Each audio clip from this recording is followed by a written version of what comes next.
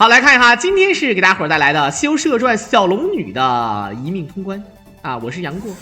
好，这个通关啊，跟大家伙儿讲一下啊，这个通关咱们不简单啊，看这个屏幕介绍呢，跟大家伙儿讲的是小龙女金斧定剑啊，大概就是什么呢？就是金就是本体的无影刀，然后呢斧呢就是烟冰雹啊，定就是定，剑就是醉银剑啊，哈哈哈哈。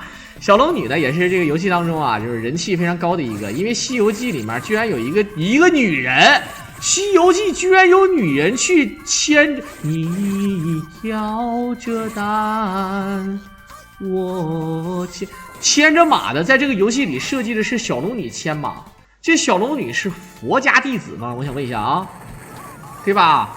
这是佛家弟子啊，来自于峨眉派的是吗？我这有点懵。然后这个小龙女呢是这样的。小龙女呢，然后还能救唐僧，这里这个就大概是一个情况啊。小龙女是金属性的，它的本体是无影刀，然后呢，它克制的关卡是对吧？金克木啊，金克木的话，大家伙了解，这个一般来讲就是克这个车迟国的3个妖怪，也克什么呢？也克那个金毛啊，什么是金鼻白毛老鼠精啊，金鼻啊，钱鼠王说白了啊，就是钱鼠王。好，我们看看。这个目前为止啊，这个咱们前面几关啊还是比较简单的，它不像说你如果玩这个速通玩法，玩群魔乱舞可以选关啊，这个里面就不说了。第一关我们看看要不要撇，因为咱们是用4个宝嘛，4种宝，所以说呢也是要打这样的一命。这样的话你看你会发出来比这个猴子要稍微弱一点。猴子的话呢，由于这个人物啊，这个它可以使用那个火塔定啊，就是火还有塔还有定就能一命。啊，这里面必须要用斧和剑啊，要用斧和剑，但是它没有塔，它不用塔。这里面不用塔，反而呢，很多人说那是不是就简单了呢？也不一定啊。你看塔，咱们是有9个塔来打最后的牛神，对吧？但是呢，你要留金斧和剑，是不是感觉很多人说那用大宝还不更简单了？那你大宝你只能攒几个呀？你想想，对吧？你大宝攒的少啊，是不是？啊，所以说是这个情况啊，对吧？啊，这个小龙女各种翻跟头，这里咱们玩的也是究极难的难度啊，所以说这个难度的并不是大伙想象中以前那个双人合作的那个简单版本，这个究极难的话呢，它的血量也是非常嘚的。而这里面我们看看啊，金克木啊，木克土，土克水，水克火，火克金，也就是说火关是克金的。也第2关的话呢，咱们的这个第2关是克制这个咱们的这个小龙女，而且最后一关也是啊，最后一关的话呢。也是这个火属性的，所以说最后一关的小龙女也是被克啊。好，这个版本是126版，《西游射传》126版，究极难度啊。好，这关是火克金，咱们微微有点面。这个小龙女手里拿着这把小短刀，她拿的这个刀有点像我家削苹果那个刀啊，有点1寸短1寸显。啊，短小精干，小龙女的身材真的是不错啊！你看她的腿呢，对吧？要粗也不粗啊，要说细也不细，非常的圆润。皮肤呢，虽然说黝黑一点，但由于呢长时间对吧，一路向西，是不是？所以说呢，这个皮肤呢粗糙一点也很正常，风餐露宿的嘛，对吧？啊，就这个意思啊。但是她的胸部，你看这个，对吧？波涛汹涌，波涛澎湃。啊，怎么说？哎呀，他们说，对吧？是吧？就是还是那句话，郎老师发生什么事了啊？你看他的，啊，真的是有点东西的啊。好，滚！居然是个黑鬼，黑鬼也要。哎呀，关上灯都是一样的啊！鳌拜这个奸贼，连这么大岁数的老太太都放过啊！你整错了，她是鳌拜的妈呀！哈哈，家有一老，如有一宝。啊，送给妈给你养养啊！好啊，好啊，好啊！我是说好吗？我是说好惨啊！好，来看看现在这边，他好像在卡什么东西啊？在卡什么东西？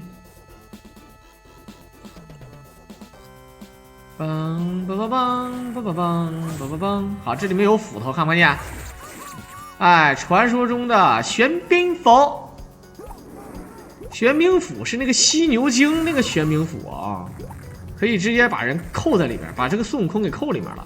好的，可以看到这里面是拖了个屏幕，它可以直接拖屏幕啊，然后把这个小兵呢拖上来啊。跑的时候身体前倾。那个玩那个，大家伙看没看过那个什么？看没看过《火影忍者》？火影忍者不就是吗？跑的时候身体就对吧？就把2只手放后面跑啊。好，是什么人在我这里吆喝？我是你祖宗啊！红孩儿手里拿着一支枪。你是猴子请来的救兵吗？你是猴子请来的救兵吗？好的，看看哈多肯，这个伤害很低啊，因为他克咱们嘛啊。来看看，只有时间倒计时才会出现斧子。哎呀，咱们这个 Coffee Case 啊，你看，所以说还是高手啊，还是就是你像我这个解说就太业余了啊。好，看看，大概2下3下。红孩儿能打2次吗？你说的是另外那个版本吧？另外那个版本的话，他直接就跳进那个火池里面了啊！跳到火池里面之后呢，一会儿才会再上来。好，直接怼死。但由于是第2关啊，这个关卡呢还没有那么难，所以说无论怎么样呢，就算被克也无所谓，高手嘛啊！好，看看2个定，你别往上跑啊！他往上跑这个太嘚儿了，他不让我看内裤，不让我看那个小龙女或就是过关的时候那个样子啊，气人啊！讨厌啊！好，这关是小龙女本体关，本命关卡，赖币啊！每一把都非常珍惜。这个神兵法，那就是说，除了最后一关，就只能用1个了吧，对吧？最后一关呢，可以在牛神那个地方用3个，但是咱只能有3个呀。之前可以用1个，是吧？小龙，你的内裤是什么颜色的？应该是白色的吧？哎，你说古代的人穿内裤吗？真的啊？他这个肯定是白色，我记得是白色啊。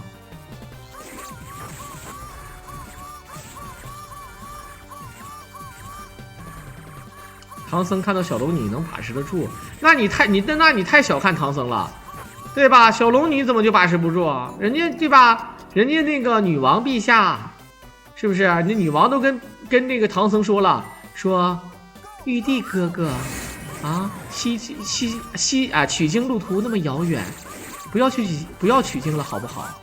然后呢，唐僧说了一句：“不取经，你养我呀！”啊，然后女王说：“我养你呀。”然后唐僧说：“别傻了啊，傻瓜。”然后坐着出租车就哭了，然后从怀里面拿出一本，对吧？就是演员的自我修养啊，就这个。然后呢，上班就开始跟人那个龙少爷，我今天身体不舒服，我先回去了啊。这个知道吧？哎，唐僧是有点东西的啊。我们看看陆地大仙，来，陆地大仙脖子非常长啊，他会感觉陆地大仙那个下跳啊，脖子可以往前抻，你知道吗？非常赖啊。好。你看，这伤害就不一样了啊！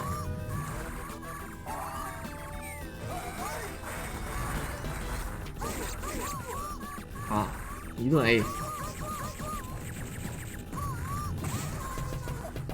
原地起跳 N 般的逼爆后，这太狠了啊！拿出了一本《葵花宝典》，看了2下之后，来大哥你也练练啊！来大哥你练一下，你也练练是吧？好，N 般的地方，这个陆地大仙手里拿，哎呀，这还编那些诗，有这个必要吗，兄弟啊？手里拿那个武器是什么啊？光剑狼牙棒，定已经3个了，满了啊。这个是究极难度啊。定，好，阳历大仙是究极难啊。来，阳历大仙手里拿的这是，哎，这个就是传说中的青钢剑是吧？啊，这阳历大仙感觉真的，他这个，说句实话啊，我感觉他这个身材，如果真的他做羊蝎子肯定好吃。实话实说，你们可能不相信，但是这是事实啊，做羊蝎子铁好吃啊，对吧？羊腿可以烤羊腿。羊蝎子可以做羊蝎子火锅，啊，然后呢，他它内脏那个羊杂可以做羊杂汤，对吧？然后呢，肚子上很多肉呢，可以做那个羊肉卷儿，小肥羊啊，真的好吃啊。好，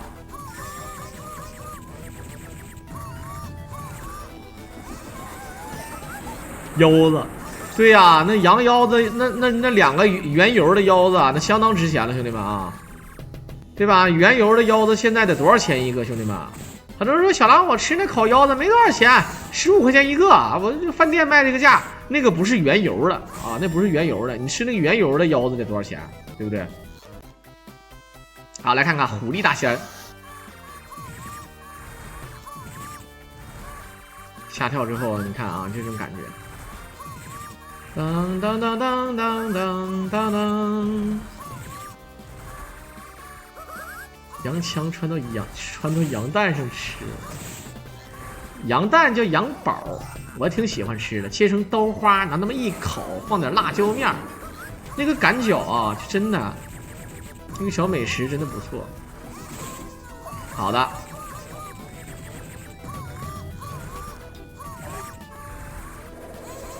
血杀一点，有时候血杀很赖啊，一个血杀接必杀，你看，这个虎力大仙看起来没什么牌面啊，3个 BOSS， 虎力大仙的血量也无非就是一管多那么一内内，对吧？这就很嘚儿了啊。咱们只用4种宝，所以说你懂的啊。辅剑外加这个外加这个金锭，手里拿的是2刃刀。刀是什么样的刀？金丝大环刀。剑是什么样的剑？我前一阵老做 Super， 现在都没有人然后老多人说你做原版行不行？我想看原版。结果现在呢，这个又开始了，能不能做 Super 的？我真是啊。好，前戳，然后直接接上一个必杀，没死。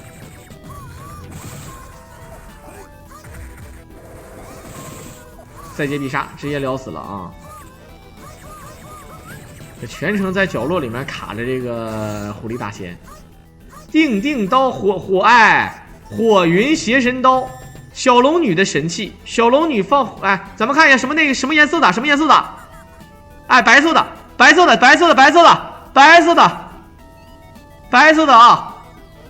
啊！这个对吧？说想都不用想。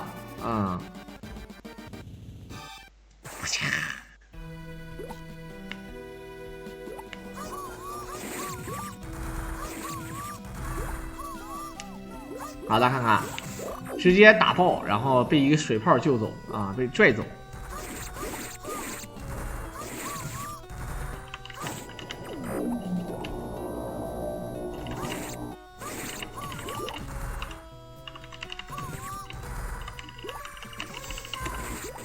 无影刀，玄冰斧，寒冰掌，好，一个下跳。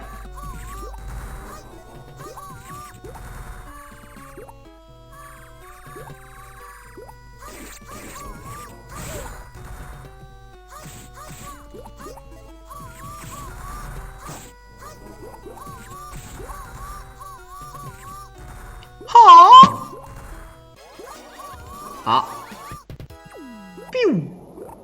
哎呦我去！这水里面这小旋神仙也白扯，小旋风啊，对吧？在大自然面前，对吧？人类是多么渺小啊，对不对？好，各种死于时间，那你还是不像人家这么近都可以一命，你这个没有，你这个没近都一命不了，说明你的技术还是不太过关啊，是这么个意思。我操，这个小海螺还会发哈斗肯啊！一看这个真的，我现在对海螺没有抵抗力，我最喜欢吃的就是大海螺了。哎呀，一看它我就想吃了，真的，哪儿的海螺最好吃啊，兄弟们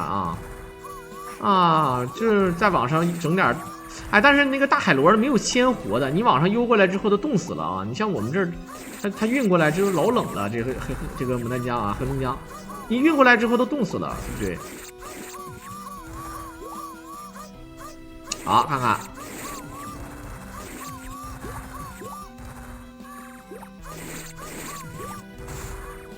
啊，我这个刀啊，这个刀看起来就是可以撇出去那种感觉啊。好，补血。哎，我感觉这个血下降的很慢啊。按理说这不是金生水吗？对不对？合金水，十金水。海马看着像螺丝，直接在水上煮。好，我们看海胆王，海胆不是海扁王。这个海胆，你要说正常物理攻击怎么打它呢？浑身是刺儿，你跟他干，那不跟电干吗？对不对？好，直接必杀！我操，你在这顶上还能练转圈儿。好，无限下跳吗？这招太烂了啊！海胆蒸蛋，海星海胆。我对海鲜基本上是完全没有抵抗力啊，真事儿。让我做那吃，我能吃一宿。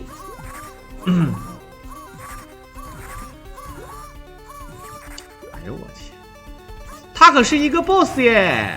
啊，我可是一个 boss 哎，是那剑。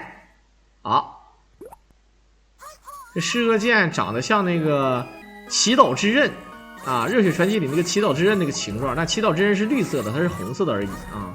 是恶剑是谁的神器，兄弟们？那为什么老沙练必杀的时候要是恶剑啊？每次练必杀都得免费领是恶剑，太狠！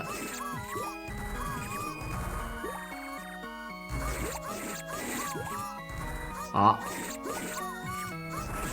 哇，这个螃蟹啊，走位非常的风骚啊，非常的风骚，下跳，3A 一个下跳带走，雷电戟竟然不要。你看右边的介绍嘛，小兄弟。好，一个下跳，再来一个下跳，2个下跳，3个下跳带走。战士无双，我刚才刚做完，小兄弟啊。螃蟹那不是龙虾吗？传说中的奥龙是吗？这是龙虾吧？好，来看看灵感大王金鱼精，无影刀。金鱼精还挺有肌肉的呢啊，对不对？咱该说不说，手里拿着雷骨瓮金锤，李元霸用过的啊，确实是看起来有点煞气，啥也不是。哎，要说《西游记》到底谁派出的妖精最多呀？啊，就是你看啊，这个跟观音有关系的妖怪太多了啊，咱不能说是观音派出去的，跟观音有关系的妖怪，比如说观音的那个坐骑叫金毛吼，对吧？金毛吼。然后呢，还有个宠物叫做灵感大王金鱼精，就是这个金鱼成精啊。然后呢，红孩儿被他掳走了，对吧？黑熊精被他掳走了，啊，这太狠了啊！而且他兜里还有啥呢？还有什么木渣啊、木叉，还有谁什么小龙女啊？确实，观音这个驾下确实有一个叫小龙女的啊，观音还特别害怕孙悟空把他小龙女拐跑了啊，特别的嘚儿啊。好，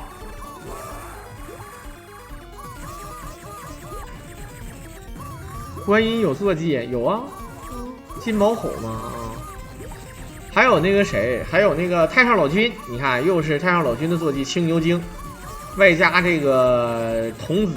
啊，金角银角，赖逼啊！然后呢，那个文殊菩萨2个狮子啊，为什么说是2个狮子呢？就确实是啊，2个狮子。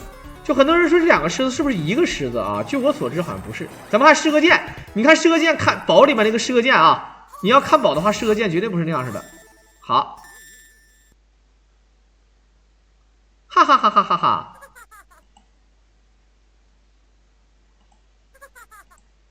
你看，谁说不是白色的？我跟谁急，而且还是3角裤衩，对不对？白色的啊，没毛病啊，这个绝对是白色的啊。来，我们看看传说中的第5关，唐僧啊，这样式的啊，嘣嘣嘣嘣嘣嘣嘣嘣嘣嘣嘣嘣，当当当当当。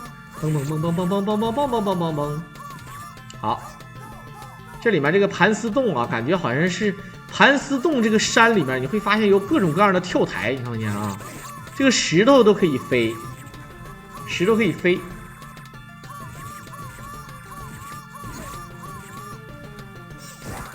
金斧定剑，看这个就是定，剑就是射箭，斧就是旋风斧，定那个金就是无影刀啊，就是金斧定剑啊，是这个意思啊。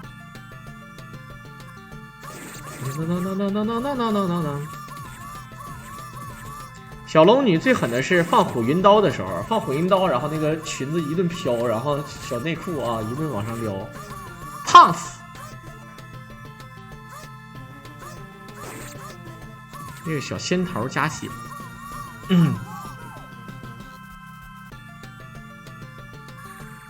当当当当当当当当当当当。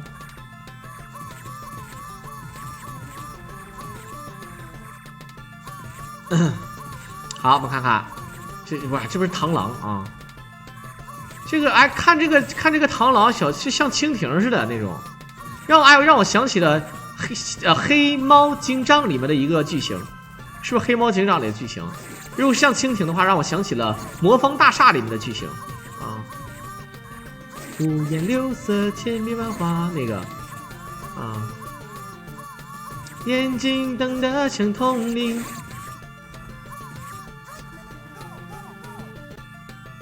好，看看美女在洗澡，洗澡洗的是又香又甜的大红枣啊！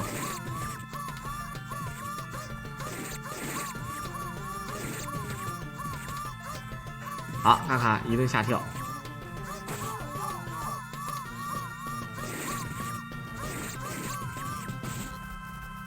蒙面蜘蛛女侠一推，然后把他们推走了。好的。这里面全是酒啊！莫非要打白眼魔啊？白眼魔君，金刚咒，叽个隆咚，雷电戟，没有用啊，不吃啊。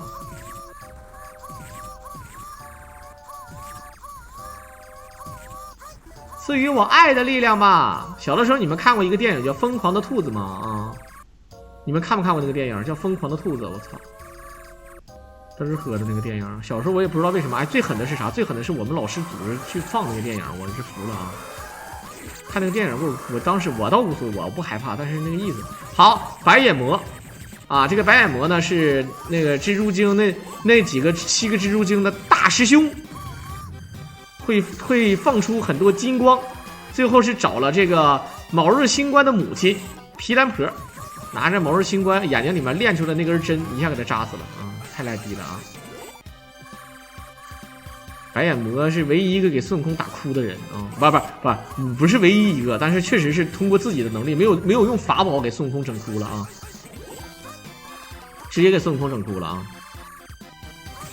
还有那个黄风怪也是，当然黄风怪不是整哭了，是吹的流眼泪了，就是流眼泪不代表哭，但是哭就是嚎上了就开始啊，就是打不过，服了啊，就是太猛。好，看看白眼魔这血量是不太多，有点东西的啊。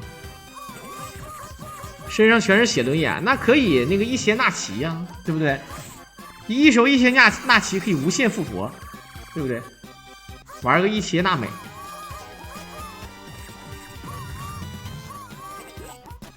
一个下跳就死。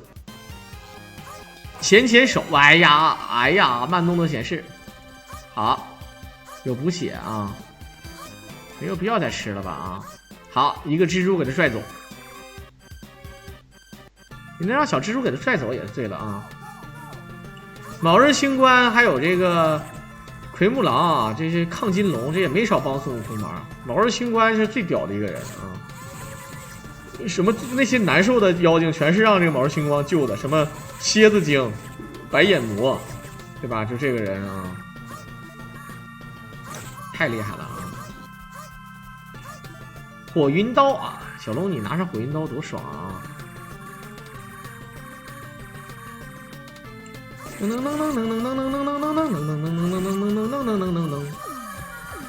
好，蜘蛛女侠。一个扣，这关蜘蛛精是土生金啊，所以说我们看看。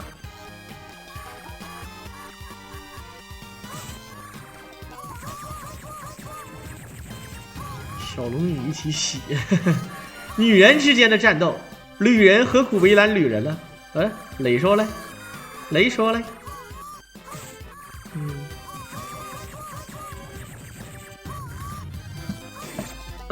我看看啊，这边。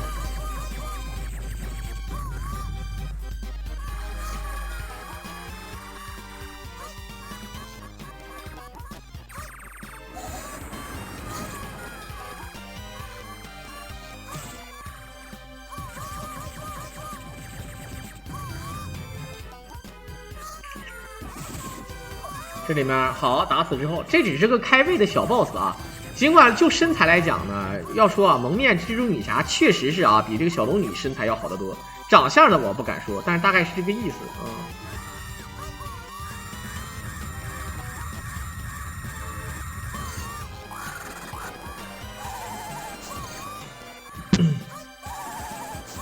这个蜘蛛精比蜘蛛侠厉害，那不一样啊。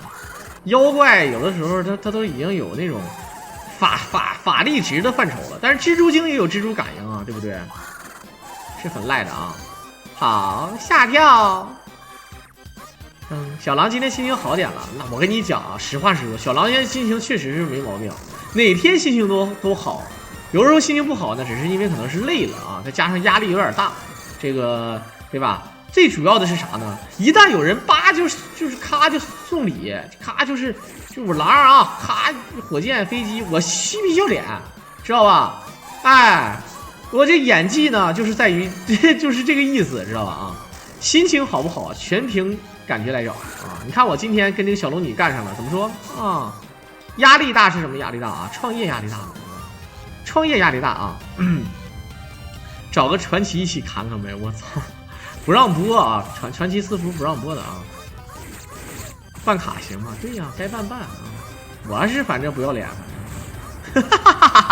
好，我们看看这个蜘蛛精，蜘蛛王，这里面原著里面没有这个设定啊，但是这个蜘蛛王呢，怎么说？噔。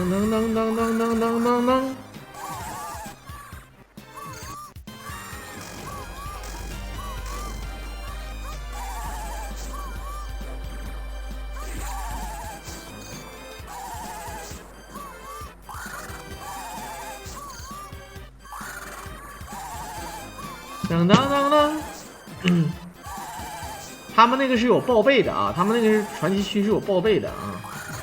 好，来看这个紫色这个大蜘蛛啊，确实是啊，挠咱一下也确实挺疼的。这哥们儿只能在水里面待着。如果是 super 的话，好的，没招了，放了一手噬恶剑，我们看不到啊，应该放火云刀的。你放一手火云刀的话，你懂的，能晓得吧？就直接有一个就是电臀静香那种感觉啊，电臀静香啊。好，还要有这个必要吗，兄弟啊？好，再看一下啊。哎呀妈，这个长得真的磕碜啊！哎呀妈，这个表情，哈哈哈，真的这个表情啊，你说女的吧，我就不理解哈。我跟大家伙讲一下，你看啊。有的时候吧，咱们比如说办公室里也好，怎么也好，啊，不小心掉地下个笔，我蹲下来一捡，那女的一看你裙子露底了，呀，色狼，哎呀，对吧？哎，然后不小心怎么地了，然后到那个海边游泳的时候穿比基尼，就直接一个内裤，然后就没事儿啊，就没事儿。你这个真是啊，我是真服了啊！穿着裙子跳，你还捂着干嘛捂着呀？真是。好，大鹏王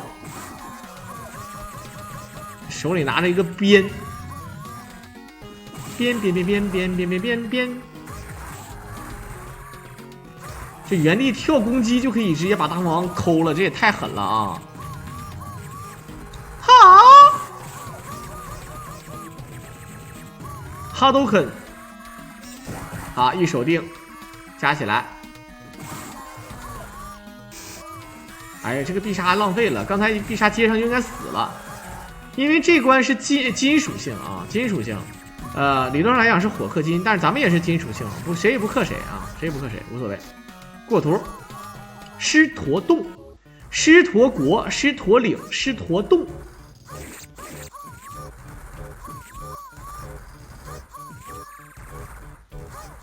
主要是偷看啊，这种就是有刺激，是不是啊？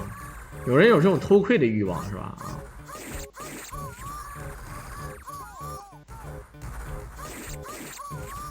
好，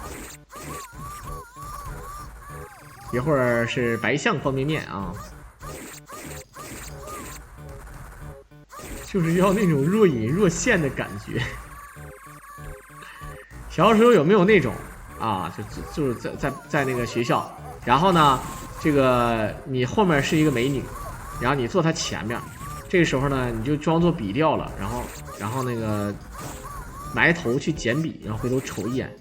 尤其是女的穿裙子还是短裙儿，不知道大伙能不能理解我说的意思啊？对吧？对吧？谁给的铅笔，谁给的橡皮，都是故事啊。好，白象方便面，这个白象呢，打到一定血量就会遁地之术，遁到八卦炉当中。啊，这应该直接遁地，强行遁地走啊。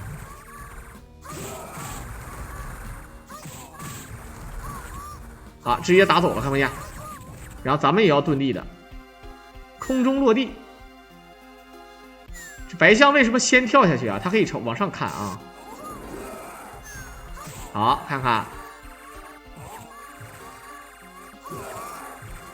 卡住兵啊，能卡住兵这个还说啥啊？卡住兵之后，感觉小兵这个老怪啊，确实没那么难了啊，怎么打都行了。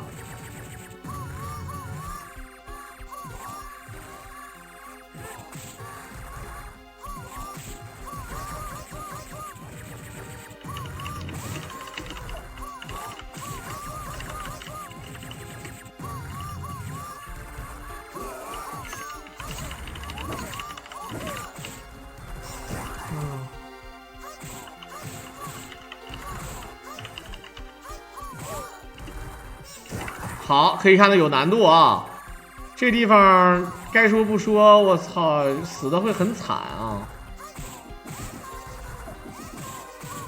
啊，卡起身，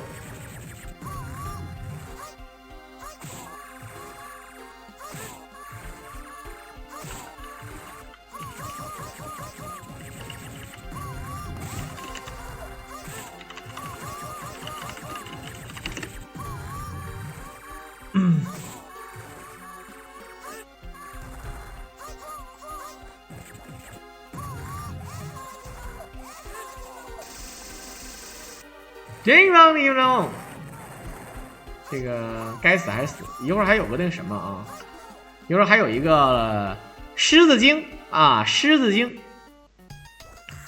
白银狮子，这狮子为什么喜欢狮子抛绣球啊？还有一个小绣球，这里面这个狮子精啊，就是那个文殊菩萨的那个坐骑是吧？还有两个狮子，一个是在那个什么国。那个国叫什么国来着？乌鸡国啊，乌鸡国国王啊，他们假冒成乌鸡国国王的那个狮子，据说那个狮子是被扇过的、阉割过的。而这个狮子呢，是曾经啊一张血盆大口，他要这个把那个什么，把那个天兵吞掉啊，天兵害怕就退了一下，他就认为自己大闹天宫了啊，在南天门，结果呢把10万天兵吓跑了，他就认为自己牛逼了啊，就这么个故事啊。白象跟青狮什么关系？就是文殊菩萨、普贤菩萨的这个坐骑嘛，对吧？但是文殊菩萨喜欢养2只狮子啊，普贤就1只大白象。白象方便面。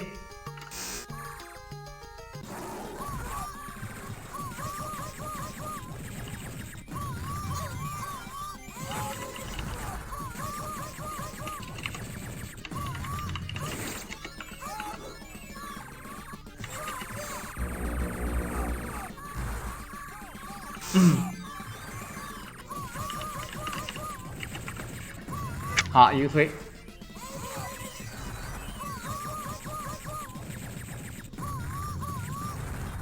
捡起来是个剑，3发是个剑啊，该有还是要有的啊。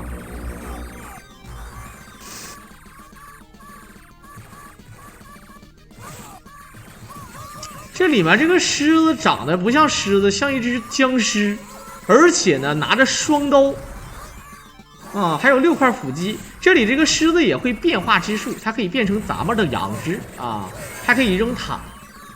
不愧为倒数第3关的 BOSS， 尽管挺面啊，它能变成咱们的样子跟咱打。这个设定啊，什么双截龙2啊也有，好多游戏里都有啊，闯关游戏里面都有这种设定。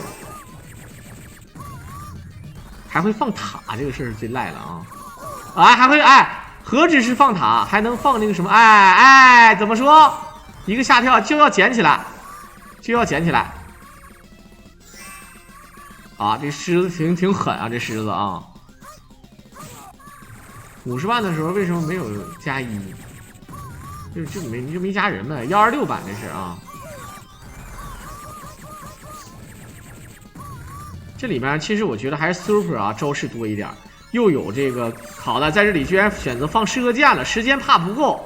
不过我们看看，气儿没满，一个前点锁直接必杀，时间要不够了啊。也放了一手射射箭也能理解啊。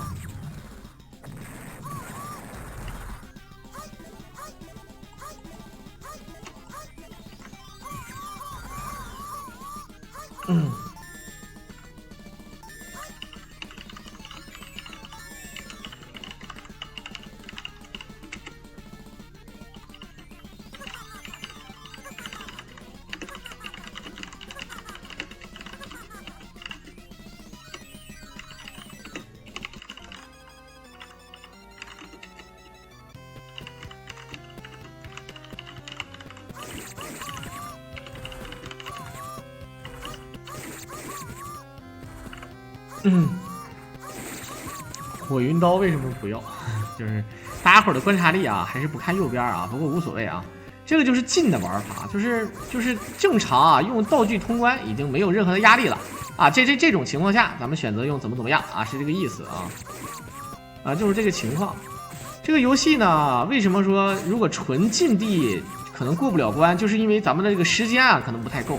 有的时候呢，对吧？你无法控制时间。对吧？你的套路呢，是因为有些 BOSS 啊，总是愿意练一些超必杀呀什么的啊。然后他无敌了，他无敌，你在有限的时间内输出的不是很爽，对吧？你懂的啊。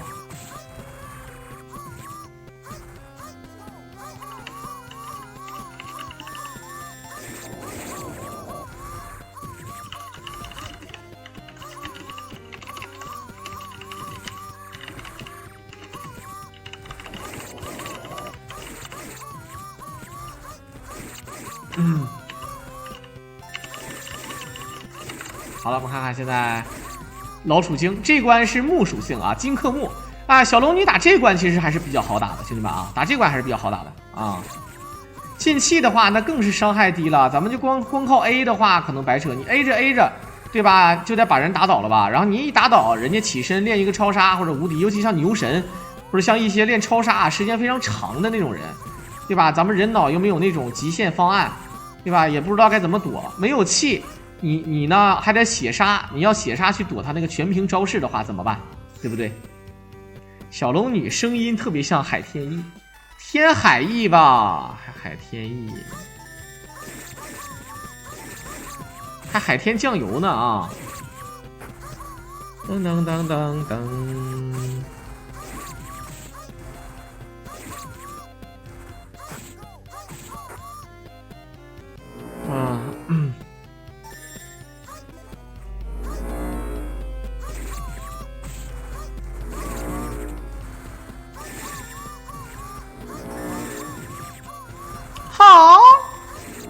沙和尚很厉害，对呀，沙和尚是唯一一个啊可以进地、进血一命通关啊，也可以选择进气儿、进地一命通关啊，这两个玩法不一样啊。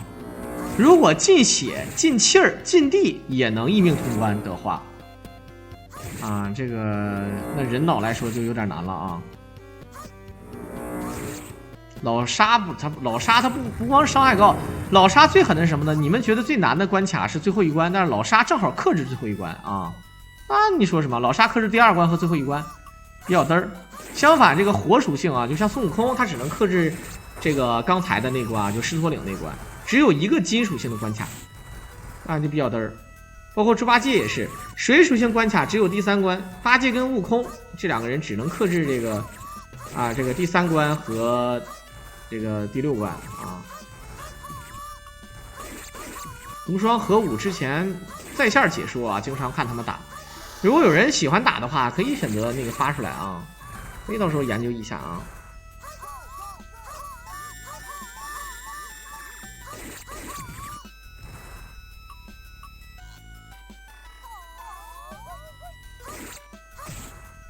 好了，看看水的话，对吧？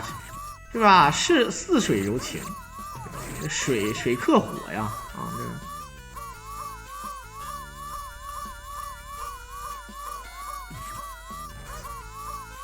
好，这个一会儿去救唐僧。唐僧说：“徒弟们，快来救我呀！我都快萎了啊！就是我元阳未饱。如果说唐僧在西去路上被破了戒怎么办？对吧？如果唐僧被下了奇银合欢散，怎么说？啊，怎么说？唐僧被下了奇银合欢散啊，最终呢，女妖精把他给睡了，然后女妖精的80%的这个法力传给了唐僧，对吧？”好，救命啊！救命啊！为什么墙上有一只如来神掌呢？你看，有一只掌印儿啊，这个掌印儿看出来非常有内力。救命！唐僧被玩了一个捆绑 play， 但是没脱衣服啊。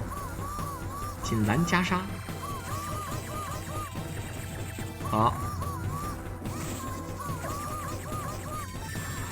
直接打走。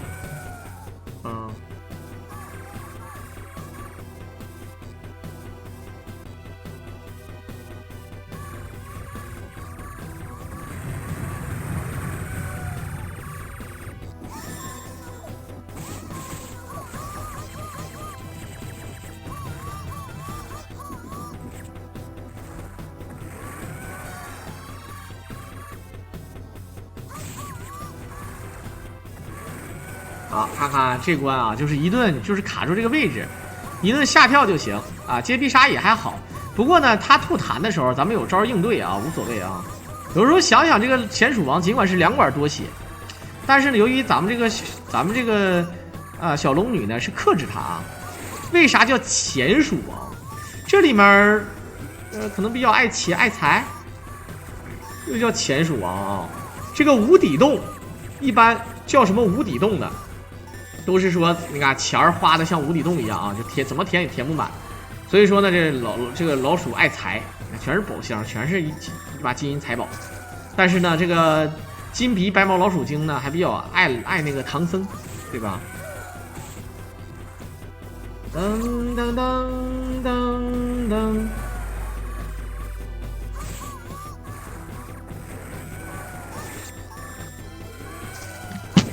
好，一口大粘痰。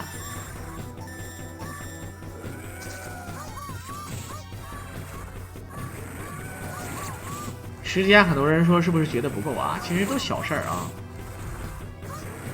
嫌简单可以进 A 玩玩看。我操，进 A 的话全程下跳，其实我个人觉得也还好。但是有的时候呢，你必须点那个 A 的话怎么办呢？比如说有的地方你不 A 的话，打不过那个机关，有的时候就这个设定是吧啊？但是下跳可以打机关是吧啊？好，看看。感谢我们的改名必中奖套你猴，一手办卡支持我了啊！想坠我卡没有那么容易的啊！你说我是乱坠的，他可不是乱坠的。好，你看，真的是随随便便打啊！其实也没有必要说非得用这个必杀把它搞定，你可以 A 2下一个下跳的，它也一样死的啊！好，大米饭炒鸡蛋玄冰斧，玄冰斧要吃啊！最后一关留3个玄冰斧，还有1个噬恶剑。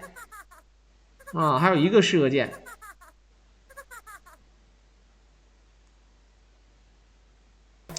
好，哎呦，这个老鼠，哇，这个老鼠精，哇，这个胸部比小龙女还要大呀！我天，就是长得磕碜点啊。但是呢，大家伙都知道啊，长得磕碜无所谓，咱从后面来啊。长得磕碜点无所谓，从后面来，哎，就这个意思啊。雷电技为啥不要？因为就是不要嘛啊。好，我们看一下。出声音 bug 了，刚才啊，刚才出那个声音 bug 了啊，倍儿拔的啊！哎，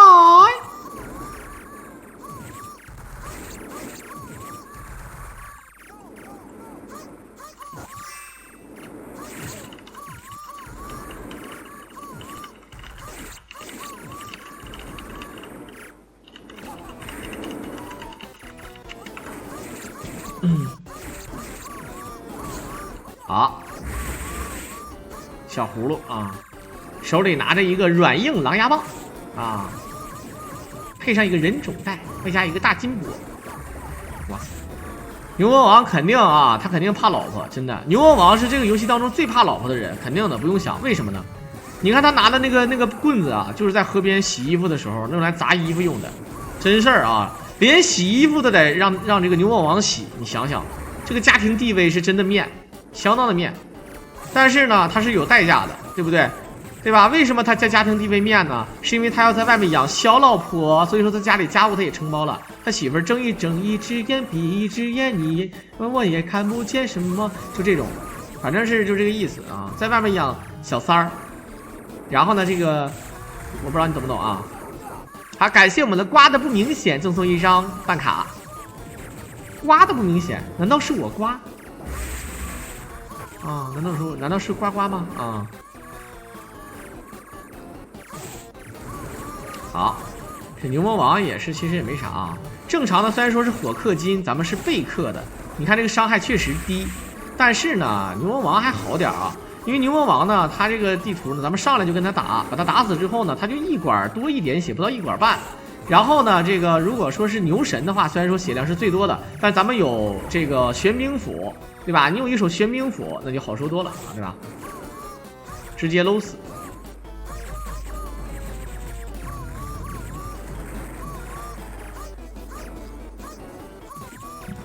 哈，一个定。好，看看直接过图。一会儿呢，还有一个 BOSS 啊，叫火龙，瓦龙。你们一天天你们老拿这个来那个说段子啊，嫂子你快张嘴，我快出来了。长嫂比母，小叔子是儿，是吧？孙悟空是老妖啊，孙悟空是老妖，但是这个孙悟空什么鹏魔王，什么这个什么嘛，这些都没了啊，我不知道为什么啊。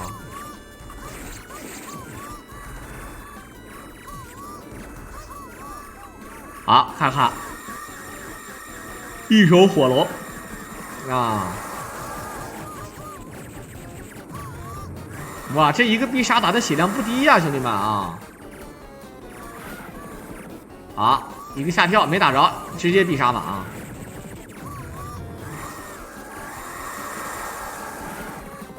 其实那个妖怪，按理说他应该不是老死，为什么这个老死那个老死？这些妖怪理论上来讲，不都是什么吗？啊，它不都是这个所谓的这个那你说修炼1000年的妖怪，那偷吃什么了？偷吃仙丹了，偷吃蟠桃了，偷吃唐僧肉了，对吧？偷吃人参果了，那还有没有一种可能，就是这个妖怪本身寿命就是非常长的，对不对？对吧？那你说人参果，我想问那个人参果闻一下就能活400来年啊？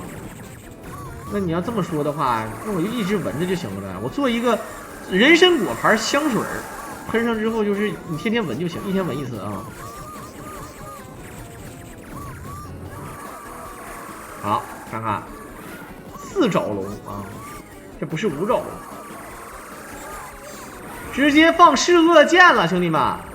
那这个火龙会给爆噬恶剑吗？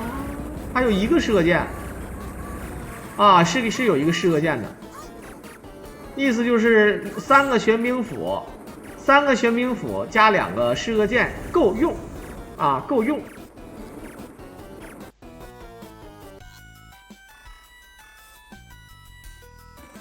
好，一个闪电直接给咱们劈下去了。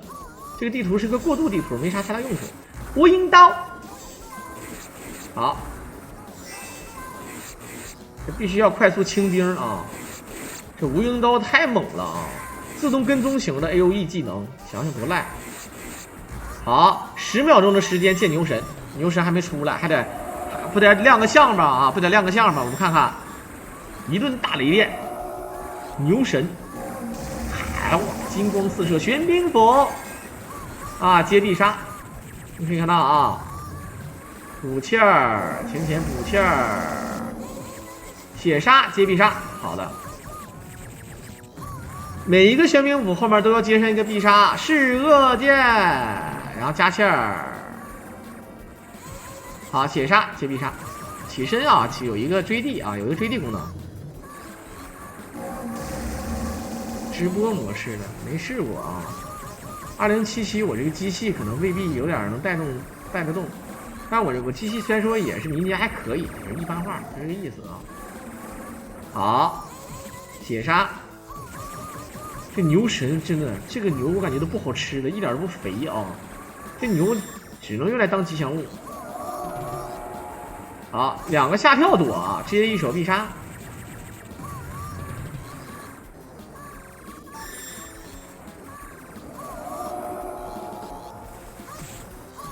我这也可以。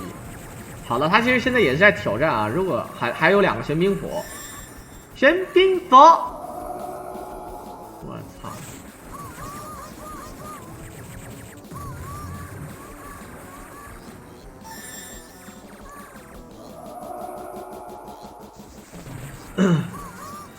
血杀练的时机要刚刚好啊，血杀时机练的不好的话，也确实挺面的。玄冰斧打中加气，不接必杀。好，他不是下跳啊，他不是下跳，他是用必杀来躲这个全屏啊，用必杀来躲全屏。好，你看用必杀来躲，血杀1点一接。一会儿时间可能就会漂浮在空中，但是时间够不够我们不知道啊。好，再一躲，正好张嘴的一瞬间啊，血杀10秒钟，你看看啊，还有一个玄冰斧啊，加上一个气儿，一个定来躲这个无敌。好的，一个定，直接 A 一下玄冰斧 ，A 一下加玄冰斧，直接给牛神整死了，还剩2秒钟，还有一个定啊，可以的，可以的啊。这样的话呢，咱们看看来自于这个速通小龙女给大伙带来的《西游射传126》版的究极难度，利用52分钟20秒啊就可以结束了啊，也确实挺精彩的。他用的这几个宝呢，因为这个宝啊只能存6个是吧？就是6个大宝，一个剑一个斧，所以最终呢还是实现了一命通关。非常的牛逼。在片段最后呢，也是感谢大伙的收听。如果大伙喜欢我郎解说，可以点击屏幕上的关注和订阅来支持我了。我们下期再见吧。